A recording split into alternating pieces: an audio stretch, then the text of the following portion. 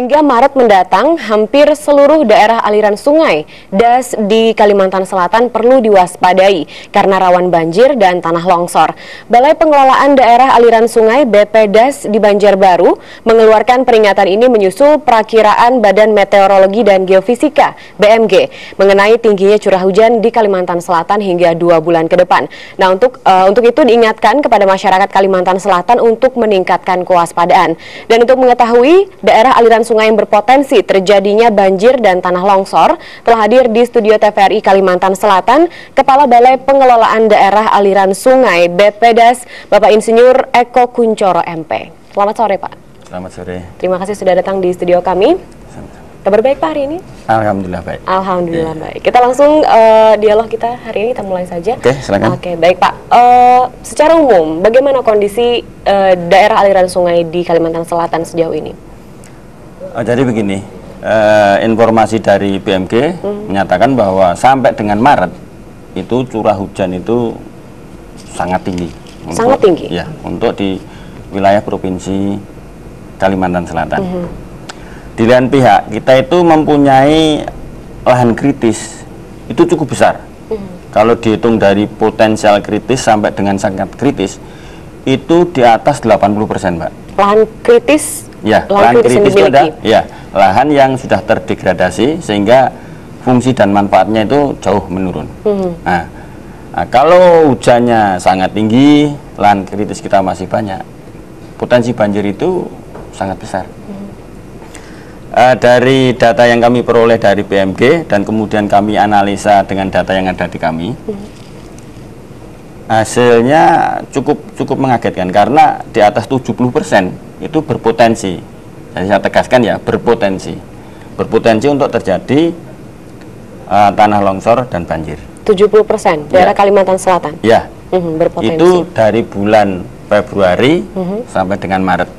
Di mana curah hujan sangat tinggi pada waktu itu, tinggi, Pak, ya? Iya. Baik. Ya. Lalu apa fungsi daerah aliran sungai dalam hal ini, dalam hal menampung mungkin curah hujan, Pak? Bagaimana? Jadi begini, bahwa daerah aliran sungai atau kita singkat DAS itu sangat berkaitan dengan hujan yang sudah jatuh ke tanah. Kalau kondisinya DAS bagus, itu penyerapan tanah bagus, aliran permukaan juga terkurangi. Nah, itu sedikit banyak akan mengurangi bahaya banjir dan tanah longsor. Tapi kalau kondisi dasnya itu banyak lahan kritis, nah itu penyerapan air hujan ke tanah juga kurang karena porositas tanahnya juga kecil ya. Porositas? Porositas itu porositas suatu sifat tanah bisa menyerap air. Baik, iya. Ya. Itu kalau misalnya hujan jatuh bisa langsung menyerap ke tanah karena porositas banyak ya. Nah, porositas bisa banyak kalau di situ banyak pepohonan. Kalau tidak ada pepohonan, porositas kecil kan, sehingga daya serap tanah itu kecil. Nah, itu akan menjadi aliran permukaan. Nah, kalau itu terjadi aliran permukaan yang besar, mereka membawa materi seperti tanah yang tererosi, semakin banyak, daya pukulnya ke suatu benda di bawahnya itu besar. Juga semakin besar, Pak. Misalnya ada jembatan, rumah, itu akan semakin besar. Sehingga ada sebutan banjir bandang. Nah, itu karena kurangnya daerah resapan air dan juga porositas tanah itu. Ya, karena kurangnya porositas, terus aliran permukaan begitu besar dan kuat. Baik. Lalu sebenarnya DAS itu sendiri apa, Pak? Kalau dari istilah awam, daerah aliran sungai. Jadi daerah aliran sungai adalah suatu wilayah lahan yang dibatasi oleh punggung-punggung bukit, ya kan? Nah, kemudian bisa menampung air hujan jatuh, air hujan itu mengalir ke anak-anak sungai, dibawa ke sungai yang lebih besar, akhirnya ke sungai utama, terus dibawa ke laut. Nah, itu wilayah itu namanya DAS, daerah aliran sungai. Kalimantan Selatan sendiri banyak memiliki daerah aliran sungai seperti itu? Secara teoritis semua lahan di atas bumi ini itu terbagi dalam DAS. DAS ya? Iya. Dan di sini DAS-nya semua bermasalah, semuanya berpotensi tinggi untuk menyebabkan banjir, begitu, Pak? Sebetulnya tidak semua, Mbak. Hanya karena curah hujannya itu begitu tinggi. Bahkan ya kalau curah hujan di atas 400, hutan yang bagus pun bisa kalah dengan curah hujan yang tinggi. Sementara saat ini di Kalimantan Selatan berapa curah hujan kita?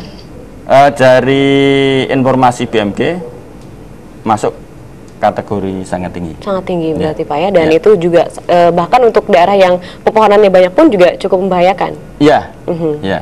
Apalagi yang tidak ada pohonnya, Mbak. Apalagi yang punya lahan kritis 80% seperti Bapak bilang tadi ya. Baik, Bapak, apa saja yang mempengaruhi bagus atau tidaknya daerah aliran sungai di suatu wilayah, Pak? Bagus dan tidaknya kondisi daerah aliran sungai, yang pertama penutupan lahan, Mbak. Iya. Jadi kalau di suatu daerah aliran sungai penutupan lahannya itu bagus, itu relatif lebih aman dibandingkan yang tidak mempunyai penutupan lahan bagus. Terus tingkat kelerengan. Kalau kelerengannya itu terjal, itu relatif lebih bahaya dibandingkan yang agak landai atau bahkan datar. Ya. Bagaimana dengan Kalimantan Selatan? Tidak terlalu banyak mungkin daerah yang terlalu lerengnya tajam. Kenapa dikatakan memiliki potensi tanah longsor yang sangat tinggi? Jadi untuk terjadi banjir dan tanah longsor, faktor pertama dan utama itu kan curah hujan. Tadi kita sudah sebutkan.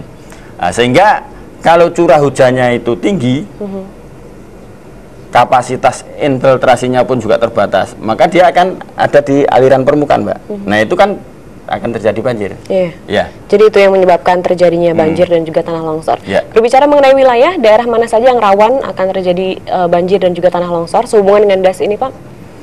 Kalau berdasarkan analisis kami, mulai dari Kabupaten Tabalong, terus Balangan, Tapin, sampai ke Batola, berpotensi, Mbak. Semuanya berpotensi ya?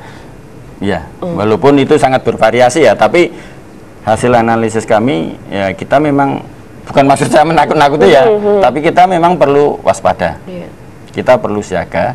Ini perlu kami sampaikan ke masyarakat supaya kalau terjadi hal-hal yang tidak kita inginkan, jangan sampai kita saling tunjuk mencari kambing hitam dan lain-lain. Saya kira hal-hal seperti itu sesuatu yang kurang sehat. Lebih bagus kita dari awal menginformasikan apa yang benar menurut teori ya.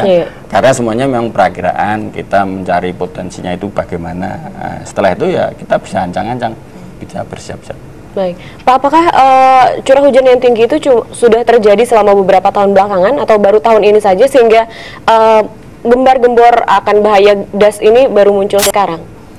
Saya kebetulan bertugas di Kalsel itu belum sampai 1 tahun, Mbak. Saya mulai April, terus sampai sekarang ya hampir setahun ya. Tetapi memang dengan perubahan global, iklim, cuaca, kita berubah. Dan sampai saat ini lebih susah diprediksi.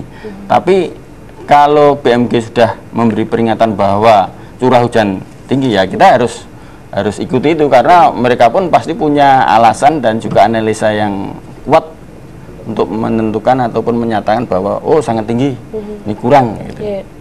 Baik, jadi ya untuk tahun ini memang sangat potensial mengakibatkan bencana banjir dan juga tanah longsor ya, Pak ya. Ya, pun saya selalu berdoa mudah-mudahan jangan terjadi. Benar. Bapak, saya dengar akan ada alat pendeteksi banjir, apa biasanya disebut mitigasi banjir, begitu Pak? Bagaimana itu sistem kerjanya? Kalau simpelnya begini, alat itu untuk mendeteksi tinggi muka air sungai. Jadi kalau sudah pada tingkat-tingkat tertentu yang membahayakan, ada semacam sensor. Nah, sensor ini berhubungan dengan alarm, itu akan berbunyi. Tapi yaitu bahwa itu baru di taraf uji coba. Jadi belum sepenuhnya disosialisasikan dan difungsikan gitu, Pak? Belum. Jadi di tahun ini kita akan lebih, ya katakanlah uji coba itu mudah-mudahan berhasil, dan kalau ini sudah berhasil kita akan coba pada titik-titik tertentu kita akan pasang. Kira-kira nanti targetnya di mana saja titik-titik akan dipasang alat pendeteksi bencana ini? Ya sudah barang tentu kami ada yang namanya analisis karakteristik DAS ya. Nah, kita tahu oh ini kira-kira yang sering terjadi banjir itu di sini dengan kelerengan, dengan vegetasi yang seperti apa, curah hujan dan. Ya, sekarang yang kita uji coba di Riam Kewa sama Batu Licin. Tapi itu tadi masih tahap uji coba. Tahap uji coba. Baik, kembali lagi berbicara mengenai masalah daerah aliran sungai, Pak. Seperti Bapak bilang tadi, hampir semua das kita rawan, Pak ya, berpotensi. Bukan rawan ya, saya koreksi, mungkin potensi. Berpotensi. Dan bagaimana dengan kalau spesifikasinya untuk das riam kanan, Pak? Kita ketahui selama beberapa tahun belakangan, riam kanan selalu menjadi daerah yang diwaspadai akan bahaya banjir. Kondisinya sampai sekarang bagaimana? Ya, kondisi riam kanan, riam kiwa itu memang masuk dalam kategori sangat potensi ya banjir. Walaupun tidak semua langsung terbenam gitu, pasti ada titik-titik tertentu yang nanti akan terjadi banjir. Nah, menurut saya ya memang di situ ada lahan kritis, sangat kritis malah ada di situ. Di Kabupaten Banjar masih ada yang justru sangat kritis. Tapi sebetulnya kalau kita mau belajar dari alam dan kemudian kita bersama-sama menanggulangi bahaya banjir, nah, saya kira dengan sistem early warning system ini kita bisa paling enggak siap-siap mencegah atau menanggulangi atau bagaimana. Paling enggak kita sudah mempunyai bayangan bahwa kalau nanti terjadi banjir begini-begini, supaya tidak banjir bagaimana gini. Nah, salah satu yang kami himbau dari masyarakat, tolong untuk yang lahan-lahan kritis itu ditanami pepohonan, terutama yang mempunyai kelerengan yang sangat terjal, ditanam jenis pohon-pohonan. Nah, kenapa pohon? Karena pohon mempunyai perakaran yang dalam dibandingkan misalnya sayur-sayuran atau yang lain-lainnya, sehingga mengikat ke tanah juga kuat. Itu juga memperbesar porositas tadi. Benar. Daya serap air, Pak ya, akan lebih besar dengan adanya pohon. Baik, Bapak, kalau tadi kita sudah berbicara mengenai yang daerah aliran sungai yang ada di beberapa kabupaten. Untuk kota sendiri, adakah juga daerah aliran sungai yang patut kita perhatikan karena berpotensi mungkin menyebabkan banjir? Ya, bahwa banjir sesampainya di kota itu mungkin akumulasi dari curah hujan dari mana-mana, Mbak. Sebetulnya makanya kalau kita bicara masalah daerah aliran sungai itu tidak bisa di kota saja kita mengelolanya.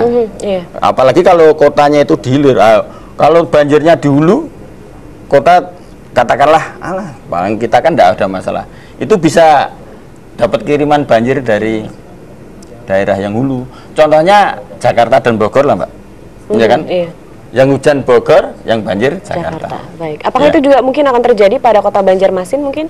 Sangat mungkin, Mbak. Sangat mungkin, Pak ya. Banjir kiriman dari daerah akan datang ke Banjarmasin seandainya tidak diantisipasi. Bisa begitu juga, akan diperparah lagi kalau ada laut pasang misalnya. Baik. Itu akan memperparah kondisi banjir. Jadi benar bahwa potensi banjir dan mungkin tanah longsor ini bisa terjadi di hampir seluruh wilayah Kalimantan Selatan. Menurut analisa kami di atas 70%. 70%. Baik. Kira-kira apa yang harus kita lakukan untuk mengantisipasi hal ini, Pak? Mungkin dari langkah jangka panjang menanam pohon, Bapak bilang tadi. Untuk jangka pendek, karena sekarang sudah kejadian seperti ini. Kalau menurut hemat kami, salah satu yang membuat banjir terutama di perkotaan itu ya saluran-saluran air gitu ya. Mungkin kurang lancar. Terus mungkin kita terlalu banyak memakai jalur-jalur hijau, lokasi yang harusnya untuk tanaman, ada bangunan. Nah itu, saya kira penyebab itu sebetulnya banyak, Mbak. Hanya kalau dari sisi kami ya, kalau memang itu diperuntukkan jalur hijau ya, tolong itu untuk jalur hijau. Karena semua penentuan itu sudah melalui analisa teoritis yang cukup mendalam. Fungsi jalur hijau sendiri untuk kota? Sebetulnya banyak, Mbak. Kalau untuk banjir tadi ya itu daerah penyerapan. Daerah penyerapan. Ya, kalau untuk keseluruhan lah itu kan paru-paru kota. Paru-paru kota juga, Pak ya. Jadi banyak mungkin ya. Ya, kalau dari Bappedas, antisipasi yang diberikan misalnya berupa penyuluhan pada masyarakat, adakah seperti itu, Pak?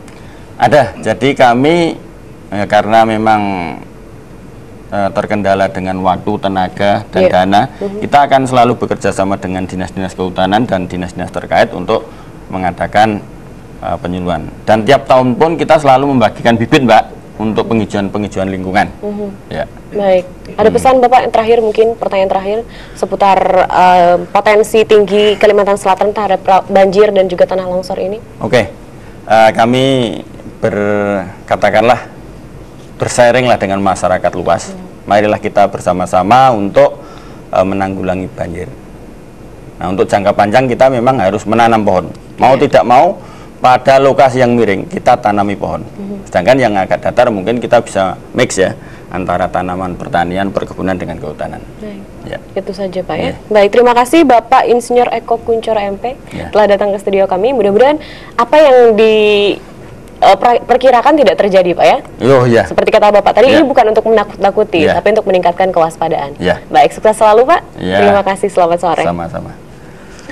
Baik, demikian tadi dialog singkat kita dengan Insinyur Eko Kuncoro MP yang merupakan Kepala Balai Pengelolaan Daerah Aliran Sungai BPDAS, dan Haber Bandung akan kita lanjutkan kembali.